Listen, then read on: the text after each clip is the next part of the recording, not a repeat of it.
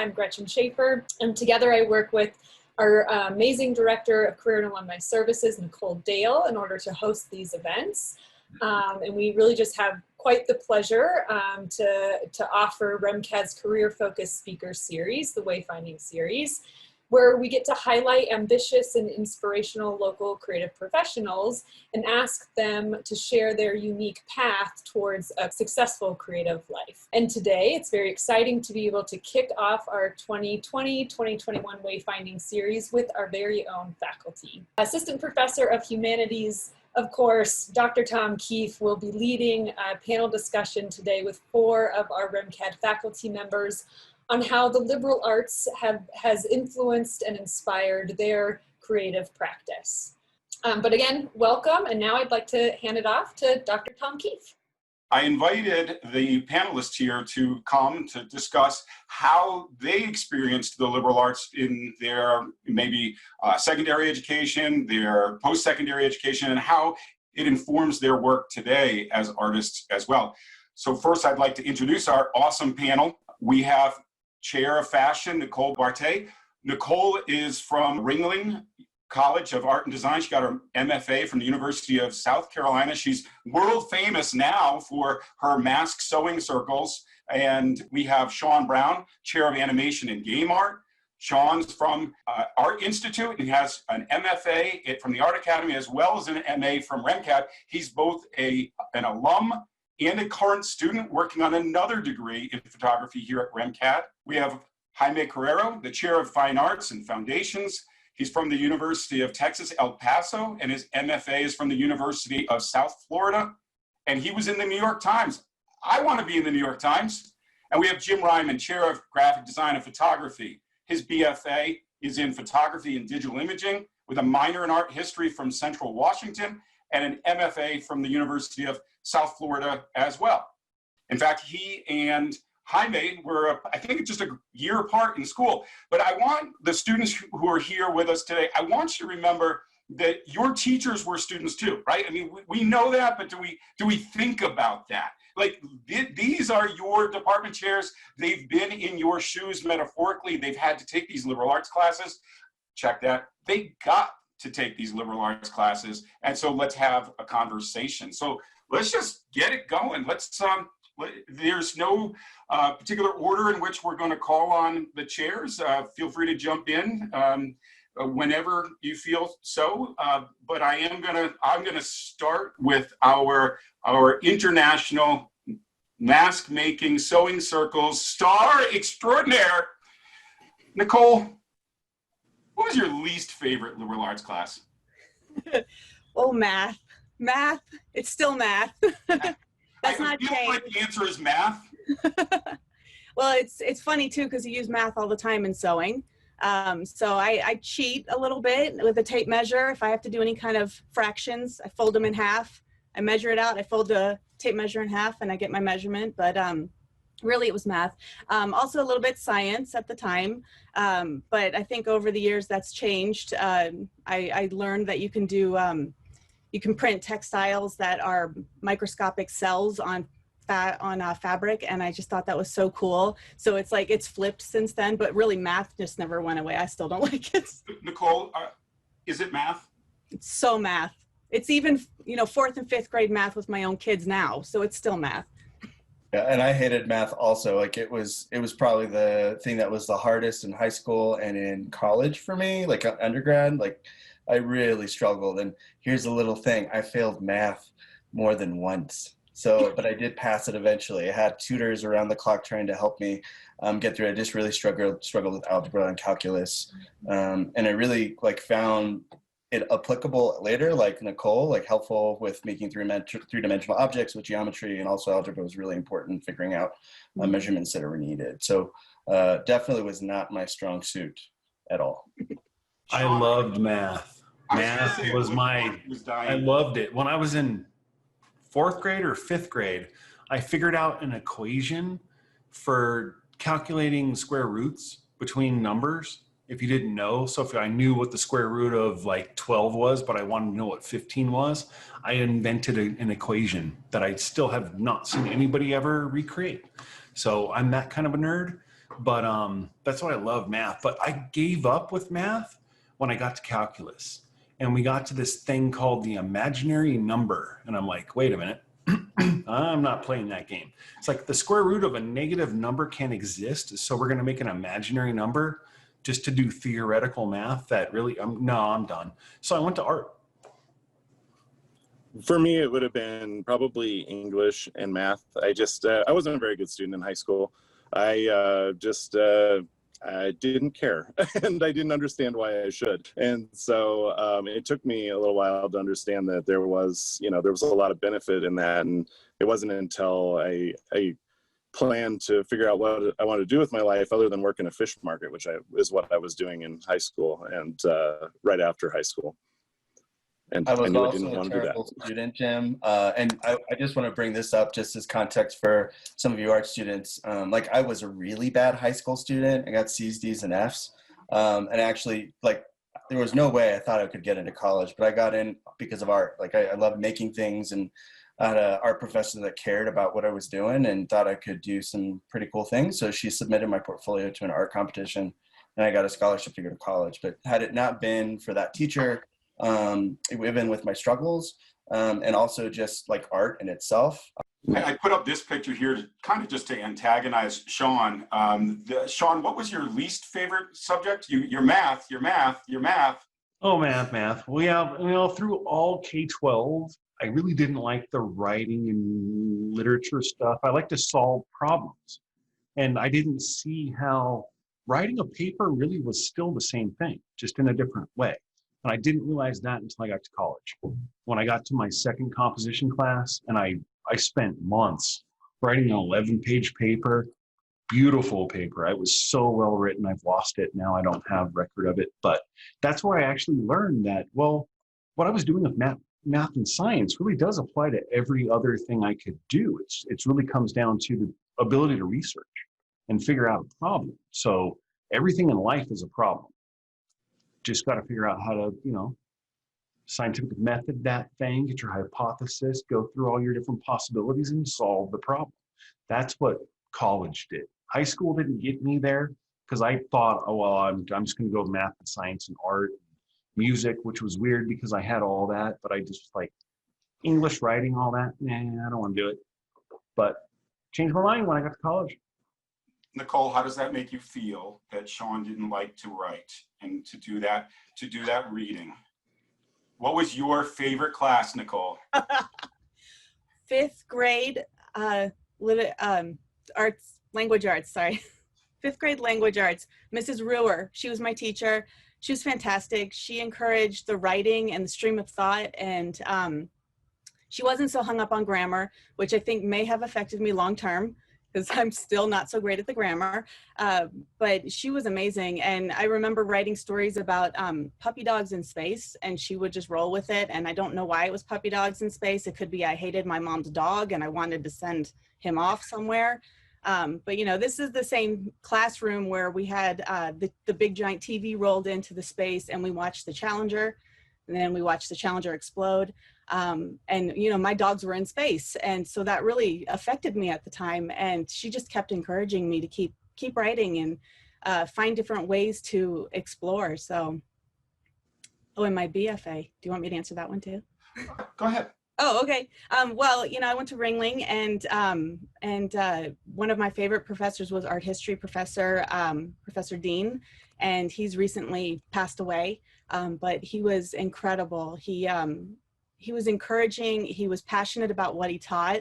And I think because of his passion, it was that drive that made me the kind of designer that I became. I ooze that passion now, and I encourage it in other people, and I encourage it in my students. And so, yeah. Jim, you liked your art history classes as well, right? I did, yeah. Actually, I brought out all of my undergrad art history books that I still have and use as references as I need to. And my art history professor, his name is Dr. Folkestad. I took my first art history class with him, and like he just taught it, like Nicole was saying, with such passion. And he explained that things aren't linear. It's more just like pebbles with ripples kind of going out all different directions. And it just made a lot of sense to me. And when I went on to get my, because I enjoyed his classes so much, that's why I ended up getting the minor in art history, because I could take a couple more art history courses and just kind of round out that minor. And then actually, when I was applying for grad schools, he was the person that I called. He wrote me a letter of recommendation, but he was also somebody that I called when I was kind of torn between one place and another. So he gave me some great advice. I got to hear it though, Sean. I need more math and science. Tell me about your love for physics. My love for physics? Well, I liked it because that was one of my favorite teachers, actually. It was in high school, actually. She was kind of a hippie, really just kind of a cool, relaxed environment, teaching a topic that was, for most people, boring.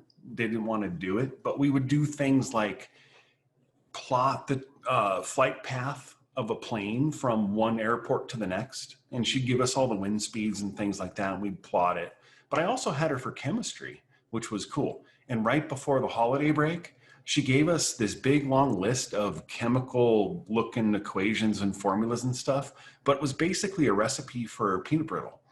And we made peanut brittle in the lab right there with, it wasn't sugar on the list. It was the chemical thing breakup for sugar, and, salt was NaCl, just like it is. But that was really cool. That was cool. Physics comes into what I do and what you do in 3D. And all that stuff, and even Nicole with fashion. Simulation, it's all basically physics and figuring out how things move, and that's a little bit more of the programming side of our industry, but there's artists who basically take those tools developed by, folks who are more math-minded and do the code, and then they make something amazing from it, but they have to be able to speak to those people. So understanding physics, at least on a fundamental level, is important because you can talk to people you might work with on a team. But this was supposed to be a pleasant conversation, and to go back to chemistry, you got to make peanut butter brittle. In my chemistry class, we made mothballs. I feel like you won in this. I won. Yeah. I won. So I think we've all had positive role models as we've developed as students and as professionals. But Jim, I was really touched by how your science teachers drew you out. You want to talk about that? Oh, yeah. When I was in high school, I had a science teacher named Mr. Tebow. And he saw that I really wasn't into a lot of what was happening with school, but I did really enjoy his science class. He made it really interesting. And it was a way for me to bring art into another class. Like I was able to, we did a lot of things where we drew skeletal systems, or we drew atomic bonds and stuff like that. And, if I hadn't have gone into art, I probably would have gone into some sort of science. And when I went off to college, I took mostly life science courses as electives. Like there was the required ones, but I also took electives. I took zoology, and I took oceanography. I did a whole entomology project where I collected a lot of insects because I've always enjoyed creepy crawlies, bugs, and things like that. So actually I have my field guide here from when I was in that class, and I went out and I caught a bunch of bugs and identified them, and I even picked the fleas, the Siphonoptera, off of the cats in the biology lab. And I really got into that. And it comes into some of my work too. So a little bit of an off question, Jim. So are you able to be an adjunct in the liberal arts to teach our science classes? It sounds like we can, he does, I don't know if I have. He does graphic design, and now he does science too. Well, photography is a little bit of science. It's, what do they say? The bastard child of science left on art's doorstep. So tell us what we're looking at here, Jim. This is one of the shelves in our curiosity cabinets that we have in our home. And so there's some fossils, some mummy frogs that we found in our house in Florida. They're tree frogs. There's some tintypes. What else is in there? that's a mosasaurus tooth and a megalodon tooth. Yeah, Wunderkammer. Yeah, so and here we've got, that's a prehistoric tortoise scute. It's the nodal scute up at the top of the shell. And there's a monkey skull. There's a bunch of things in there. Trilobite. Oh, and a daguerreotype in the background. I have Legos.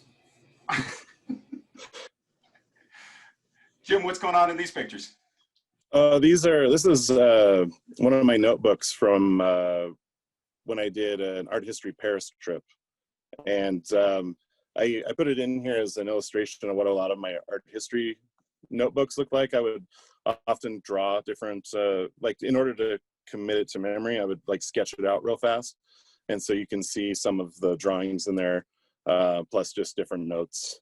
So it's all from, that's kind of how I organize my art history course. I would like put squares around artist names, and I would underline titles, and it's just a way for me to keep track of everything.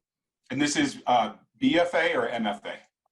That is MFA, but they're things that I did from undergrad that I carried on into grad school. So Jaime, you and Jim went to the same MFA program, right? Yeah, totally. A little bit apart, but totally we're in the same program. And like I went there because it was multidisciplinary, and I wasn't interested in silos of making art. I was interested in multiple ways of making art. So part of that philosophy was that I don't have an allegiance to material, I have allegiance to ideas. And this also comes out of the idea of liberal arts. It was a big, important marker for me in the way I make work now. And I know you touched on it already just in what you just said, but all four of you have MFAs, as we've talked about. One of the things that's interesting, in addition to the fact that we have two people who graduated from the same MFA program, I also find it fascinating that, Nicole, your BFA and your MFA are worlds apart. And then Sean, you're just Sean, like you're a Renaissance man, and you're like I said before, you're a professor at RMCAD, you're an instructor at RMCAD, you're a graduate of RMCAD, and you're a student of RMCAD. So the floor is open, but I mean, tell me more about your MFAs and how maybe the liberal arts classes in your BFAs, as Jaime, you were just saying, helped you. Sure, I'll jump in about my BFA. So like my favorite courses were Humanities 1 and 2 with Dr. Wren. He was just the meanest old man you could ever imagine, but just super smart. And he wasn't that he was mean, he challenged his students. Like he would actually start his classes by saying, and by the way, this is at a larger university where our classes were 150, 200 students in an auditorium. And he'd stand at the front of the podium and say to everyone, in 2 weeks, half of you will have dropped this course. He's like, so the question is, are you one of the smart ones or not? That's how we started the first day, which we wouldn't do now because it was not supportive at all. But in that large of a course, it was interesting. And I really enjoyed the way he tackled the subject matter and made us look at readings as individual texts rather than texts across history, and to also compare that to what was happening culturally. And art history was also super important, especially even in my MFA, just because it made me see things through a different perspective, a different lens that I would never expect. I took a contemporary theory class in undergrad with Dr. Jones, who I still love. She's still around. I'm excited.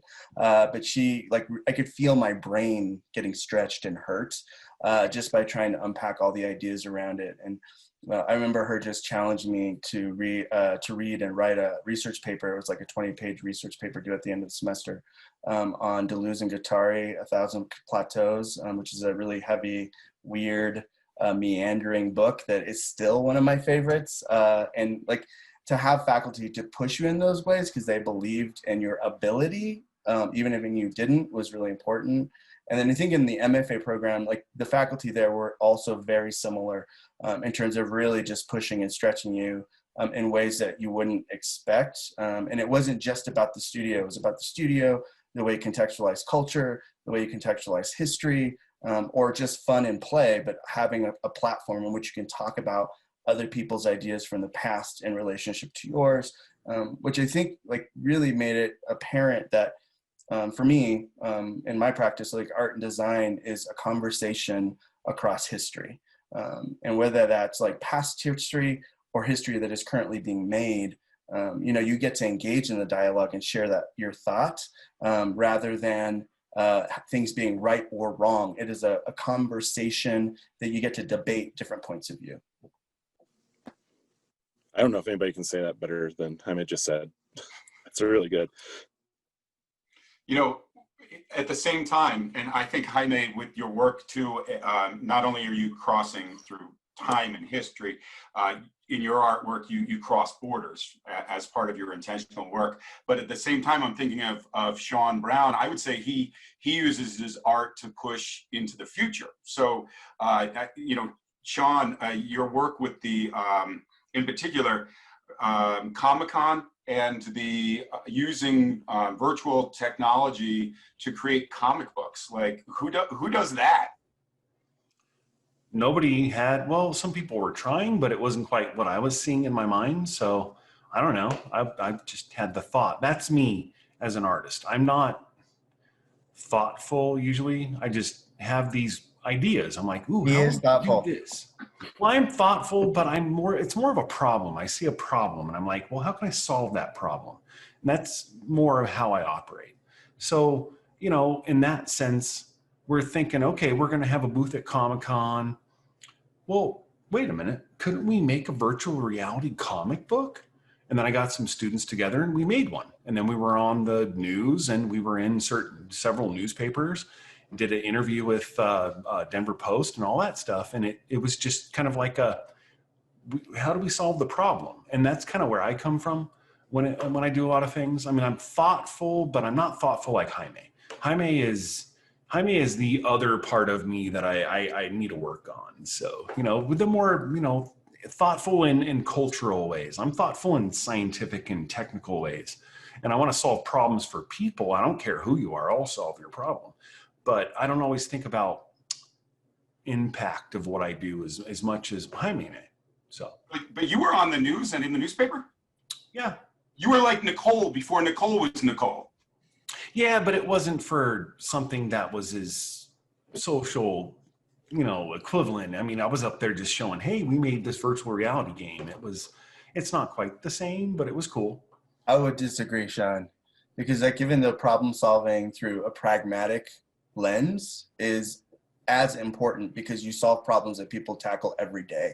So like even just creating play in an environment that people can engage in, like that's important work. You're also creating like an opportunity for students to learn something, for them to engage in the world in however way they want. So, you know, I think there's just different ways that we tackle what we do, whether it be through, you know, history or pragmatic problem solving or through making of functional objects or beauty. You know, it's broad, and I think that's what's exciting about being an artist and designer. Like you're just as important in the way that you approach thinking as well.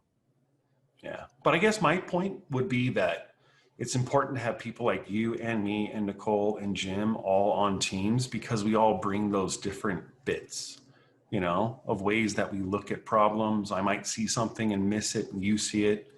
And then Jim sees something and we're like, oh, that's a bad idea. But then Nicole's like, oh, wait, how about we do this?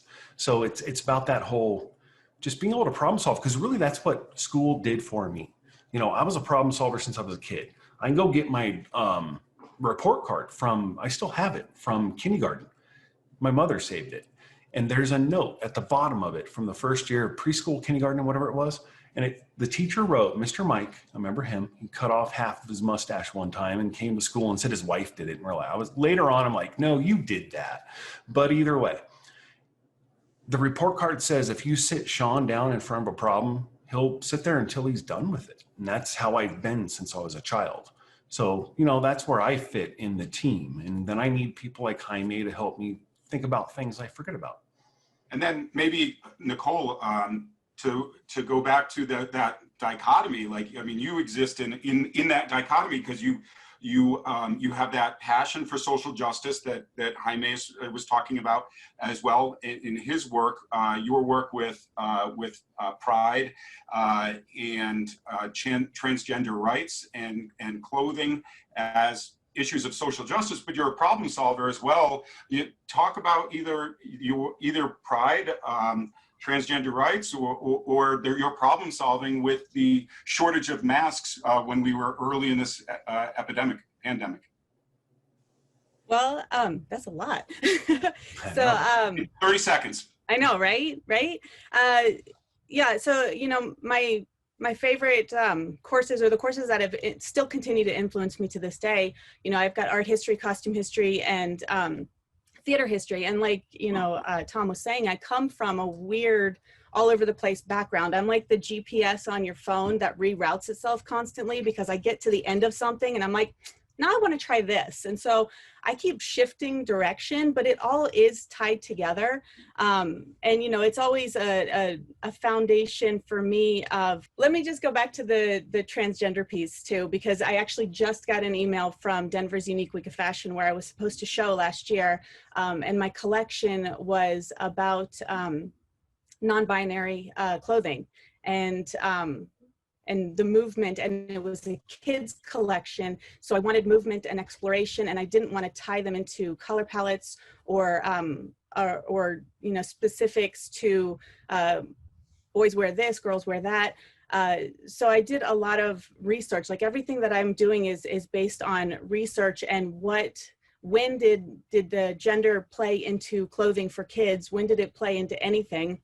And then kind of going back to those roots and figuring out, well, why don't we go back there? Why don't we figure out why I can't incorporate a skirt for a boy? Why can't I incorporate makeup on a boy? So I was asking a lot of questions during that process, and I'm really excited to see that the show is going to be back again.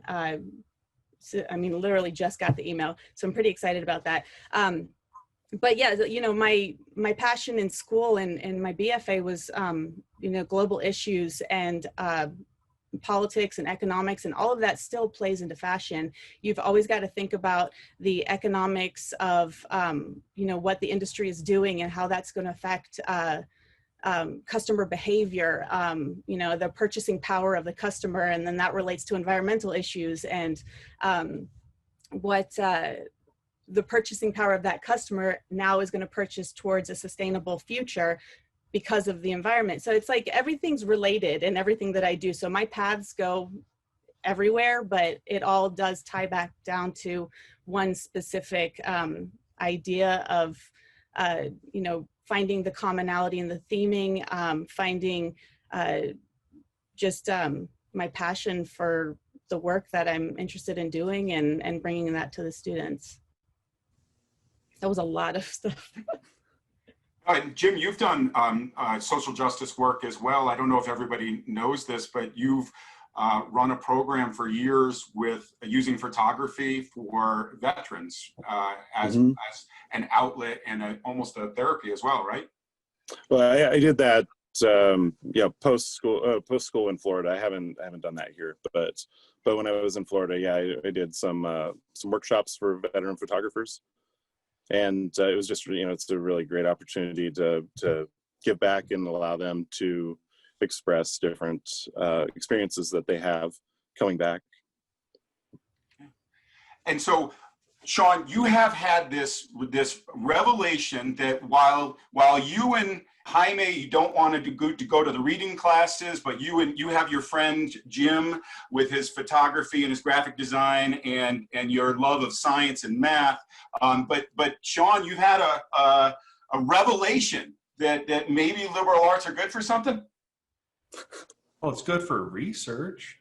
Yeah, and you found the actual Jedi book on how to be a Jedi Knight, did you not? Yeah, I went to Dagobah and picked it up from Yoda. Yeah. Anybody get the reference? Awesome. But yeah, it's research. That was the biggest thing I would say that I got from my whole degree, was just understanding how to research and really just digging down and finding it. Because you figure, when I was in school, and I believe other people here would probably say the same things, that we didn't go on Google and research or onto an online database like we do through Abesco and all that stuff. We would go to a library and have microfiche, and we'd have a card catalog, and you would have to know how to look through table of contents, index, to find in a quick way the information you're looking for, whether it's writing a paper or you're trying to solve, well, it's all solving a problem. Because if you're writing a paper for a class, you're solving a problem. What do I got to do to solve the problem? And if you know how to research, you can solve any problem. I gave you a little foreshadowing, to use a literary term to make sure Nicole's still happy with me. So Jim, tell me how your art history classes have informed your work as a photographer. Well, I think, they, all of the art that I've ingested through those art history courses, they've kind of made like visual reference points that I sometimes, not necessarily try to copy, but I definitely think of as I'm creating something. And so here's Caravaggio's Medusa with an octopus that I photographed in my studio, and then also on my wife's head. So, but in the way that I'm using lighting, the way that I'm, thinking about different types of, materials and poses, things like that. Those are all, I definitely think about art history a lot as I'm working on those. And I think we have two more pictures of how art history has informed you, right? Tell me what's going on here. Yeah, a lot of times I'll be like, this was for an editorial for a fashion magazine in Florida. And so there was, when I'm working with somebody, a lot of times I'll reference different types of art historical characters, like in this case, Botticelli's Venus. And not that, and a lot of times they don't necessarily know that character. So I'll kind of like, take the pose to show, and that you guys won't see, but, try to help them, kind of capture this character that they're becoming. And then this one? This is something that I don't think I thought of at the time, but it kind of came through later. I looked at it and I was like, oh, it's kind of like Rodin's Thinker. But, definitely it didn't occur to me at the moment, which I photographed, but since I've been able to look back and go, oh yeah, okay, there it is. Yeah. So we've talked a little bit about how the science and the art history have been incorporated in your work, and Sean is all about the research and even, like, I know Sean, you and I have talked about the animation, the storytelling aspect. I'm thinking about Sherry Jones's class in the animation department and storyboarding out the games. And I think in all 4 of your programs, or 5, the language arts are important for how our graduates and students present themselves in artist statements and resumes. Anybody want to touch on any of that? Got to know how to write, because you have to write a resume, you have to write a cover letter, you have to send an email that is proper English, so they don't just look at it and say, oh, nah, and go on to somebody else. I mean, it's still one of those things that I never really appreciated. I didn't appreciate the writing when I was in high school. I did once I got to college, and I got to that second class with that one English instructor he was a hard ass, but he would let me bring my paper to his house on the weekends, and he'd give me markups and review it, and I could go and do a bunch. Man, that was such an experience to have, and it changed everything. But being able to communicate is the most important, because you figure if you're going into almost every degree we have here, I think every degree, you're doing communication. Yeah, sure, I'm going to communicate through a piece of artwork, but if you're trying to get a client to give you money to make that artwork, or you're trying to get a job at a studio, you better be able to communicate your ideas and your thoughts in a way that are clear and concise and give people exactly what they want to hear, in a way, because you are selling yourself. And a good salesman is a good orator, and they know how to speak, they know how to talk, they know how to do research, they can research the client before they even approach them and say, oh, I love that project you did. Here's something I did similarly. So it all ties together. You don't notice it when you're doing it, but once you start getting down the path and that rabbit hole a little bit further, you've taken the red pill or the blue pill, you realize how this all really does work. And if you're in games and films and you don't understand and appreciate art history, you're missing out on making sure you're not, 1, rehashing the past, and 2, if you're going to do Assassin's Creed, if you're going to do that, you better go do the research and understand, what do the pyramids look like? What did the columns look like? What was the architecture like? What was the fashion like? If you don't understand and appreciate that stuff, your work is just not going to stand out like other people who go through that and do that. You know, when you mentioned the email, sending a good email, you know, what dawned on me is that all four of you are actually employers as well. Like you hire adjunct faculty and full-time faculty. So, so that's probably part of your discernment process as employers as well, right? Yeah, like I do a lot of hiring in Foundations of Fine Arts, and so I do look at quite a bit of resumes and cover letters and things like that, and often I'm looking for somebody who's able to tell me who they are, you know, what they're passionate about, what they can teach or their skill sets, and then, but also do it in a very succinct manner in like 1.5 pages, right?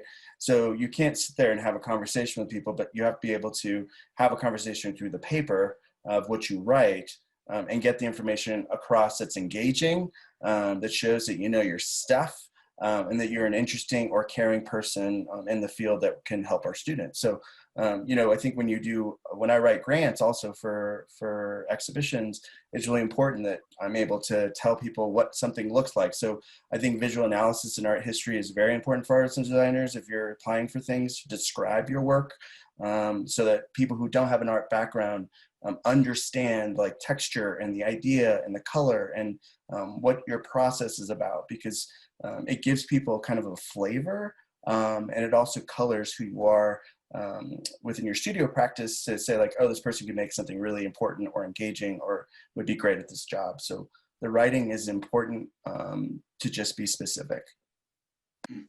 Jim, you were going to say something? Oh, I was just going to mention that, yeah, being able to communicate in just a few documents is so important. And, you know, a lot of times when we hire, we skim through dozens of applications, and you can sometimes see pretty noticeable typos on major words that cause it to read pretty poorly. And so just, you know, making sure that, you know, you're always having somebody look it over and you're presenting from a professional standpoint.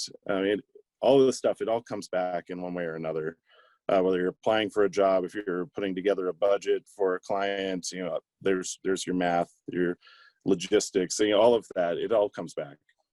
Nicole, did you want to add anything? Yeah, I was just going to say, it, like what Jim was saying, it all comes back. It's that exposure early on, and whether you think you're learning it or not, it's soaking in somewhere in your subconscious, and it's coming back to you later on in your practice or in your teaching or in your schoolwork.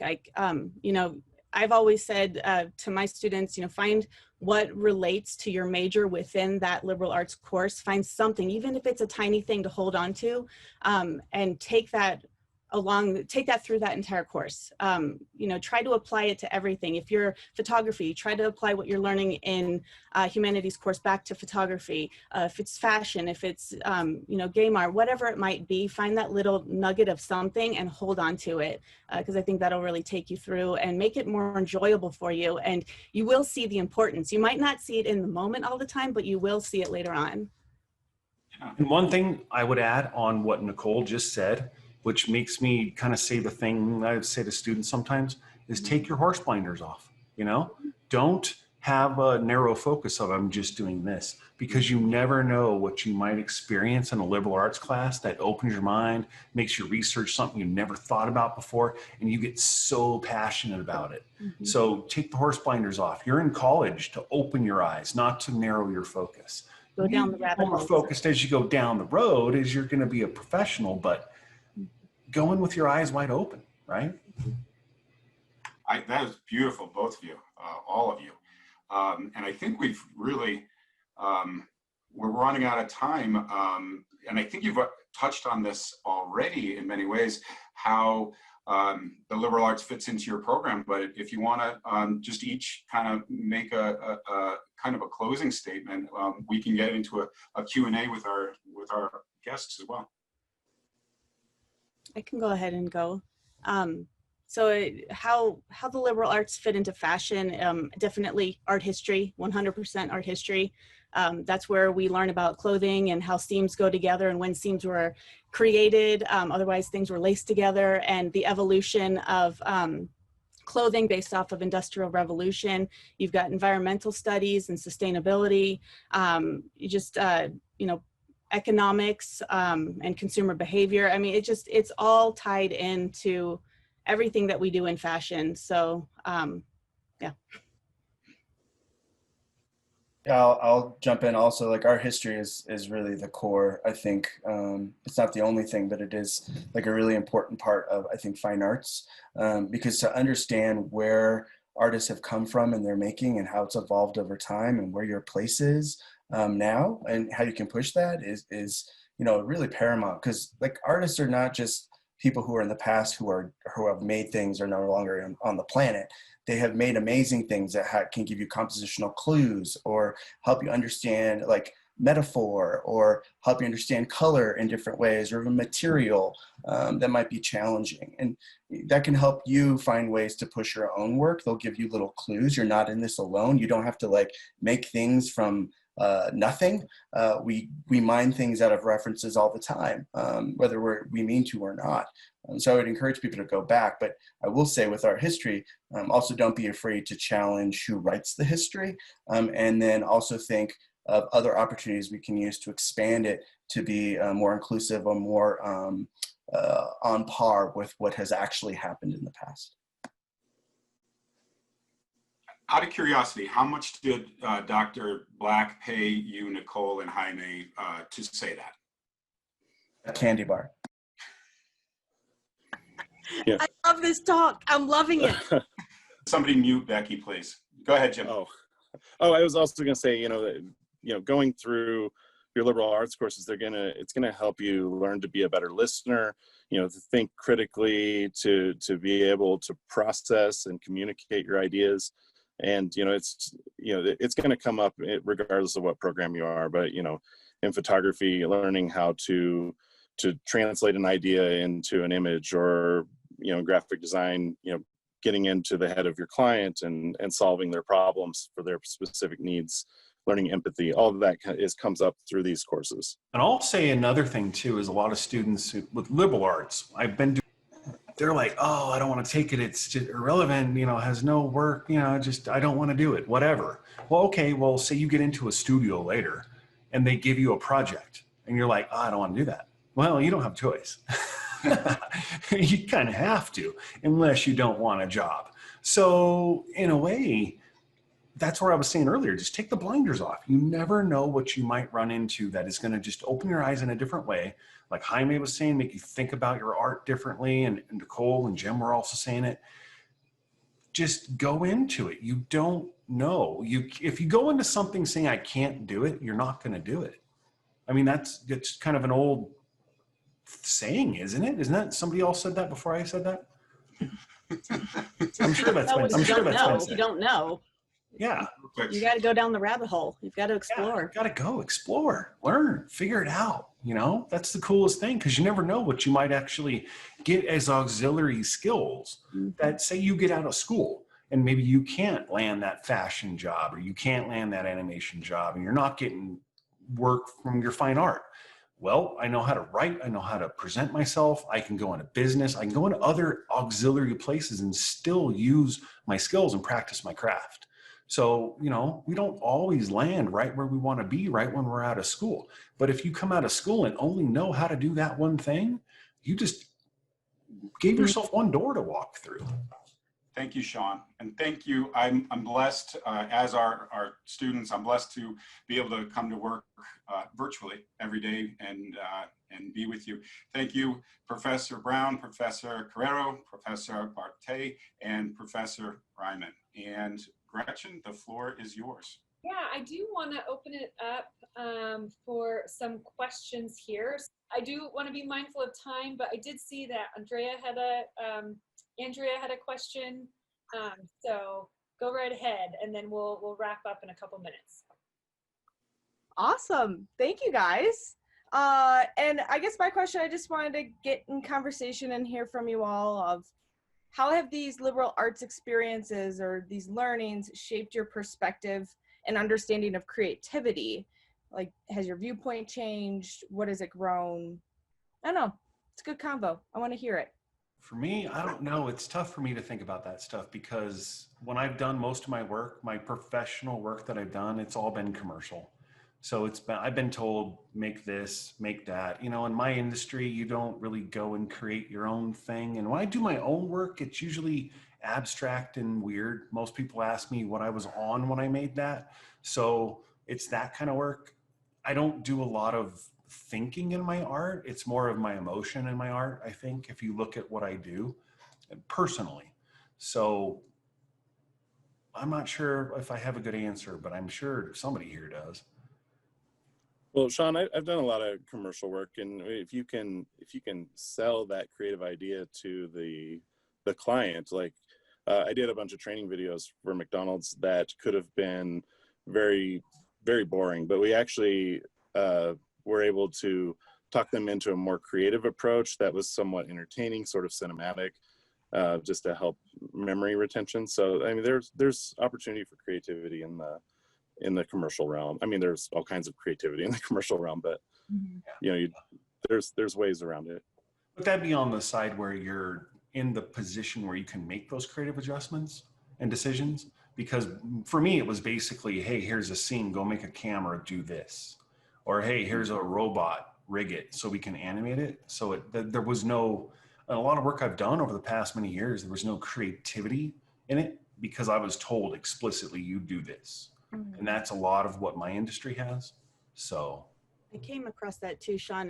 When I was working at Disney, I didn't have the freedom. I had to do what they wanted within certain parameters. And it wasn't until later on that I was able to do some more exploration. You know, even to the point of sketching. I was a sketch artist for them for several years, and I had to sketch what they told me to sketch in the style that they told me to sketch it, to sell the idea. So I was working under somebody else's vision. But, you know, then in fashion, I had more freedom in that realm, and I was able to explore what I personally felt passionate about. You know, and going back to transgender rights and LGBTQ rights, that's what I focus in on. That's why I participate in Pride. That's why I focus all of my efforts in my designs personally in that community. So. Wow, I feel like the odd one out, because I think what we do in fine arts is all creativity. We probably need more help on the business side, but we're really, I guess, in like when I think about my practice and what I do, I do a project-based practice. And to give you really quick two definitions: one, people make a bunch of stuff and then figure out what the stuff means or what it is. A project-based practice is the opposite of that, where you would, you know, do research, make a bunch of iterations around a project. And then make prototypes for that project, and all the creativity is in the ramp up of trying to get close to the idea you're trying to get to, and then it's about execution. So, but for me, it's totally creative and really fun to make many versions of a thing I might make, and then choose one to actually physically make. And I do a lot of that creativity, you know, digitally through Illustrator, Photoshop, or SketchUp, or whatever, in order to get me closer to what a thing might look like. It's also green. Lower waste. That's good. Well, I'll say one thing too. I've never actually said this in public. Probably 90% or more of my favorite art that I've ever made, like my personal favorite work, no one's ever seen but me. I make artwork for, well, I think that's part of me that I've realized over the last couple of years. When I make artwork that is not for a project or an assignment to a client, whatever, it's for me. And I don't care if anybody else sees it, it's for me. So I make it and it's in my house and no one's ever seen it, and I really don't mind that. Sounds like I should probably show it. Wayfinding series for Sean. Oh gosh. Do a little tour of my house.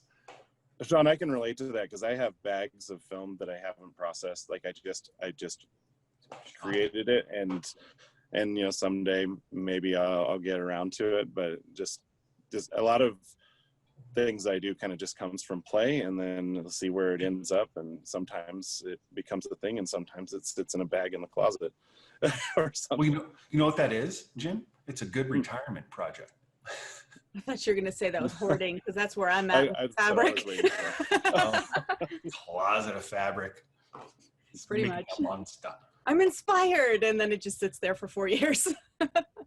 we do have to wrap it up there, unfortunately, but people do have to move on to their next things. We clearly could talk with you all day long. All the energy and everything in the chat showed that throughout the conversation too. And then before we end, I'll just invite everyone to turn their microphones and cameras on so we can give our incredible panel a big round of applause. Dr. Tom Keefe, Sean Brown, Jaime Carrejo, Jim Reiman, and Nicole Bartet. Thank you, thank you, thank you.